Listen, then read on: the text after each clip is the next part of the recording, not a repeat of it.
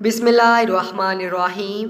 ईद अरबी ज़बान के लफ्ज़ ऊद से माखूज़ है, जिसके मायने लौटना या पलट कर आना है। मतलब वो दिन जो ढेर सारी खुशियों समेत बार बार लौट कर आए। ईद की तारीख़ में पहली ईद इस दिन मनाई गई जिस दिन अल्लाह ताला ने अपने फ़ज़ल से हज़रत आदम अलैहिस्सलाम की तौबा कबूल फरमाई। दूसरी ईद हाबील और कबील के मबैन लड़ाई के एहतमाम पर मनाई गई। जिस दिन नमरूद की भड़काई हुई आग ख़त्म हुई तो हज़रत इब्राहीम अलैहिस्सलाम की कौम ने इस दिन ईद मनाई।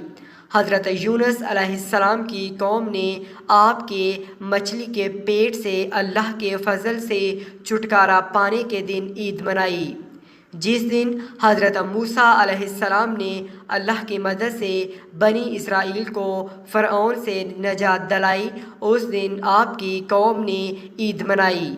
और हज़रत ईसा अलैहिस्सलाम की कौम आज तक आप अलैहिस्सलाम की यौम पैदाइश को ईद के तौर पर खूब जोश व खरोश से मनाते हैं।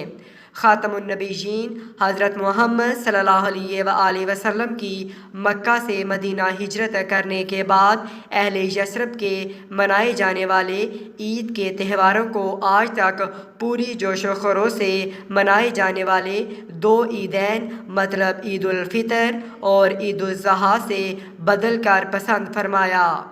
सन 2 हिजरी में जब पहली बार माह रमज़ान के रोज़े फ़र्ज हुए तो पहली रमज़ानुल मुबारक के एहतमाम पर हजूर सल्लल्लाहु अलैहि वसल्लम ने अहले यस्रब को मुखातिब करके फ़रमाया कि हर कौम के लिए ईद होती है, तुम भी मुख्तलिफ़ त्योहारों की शक्ल में ईदें मनाते थे।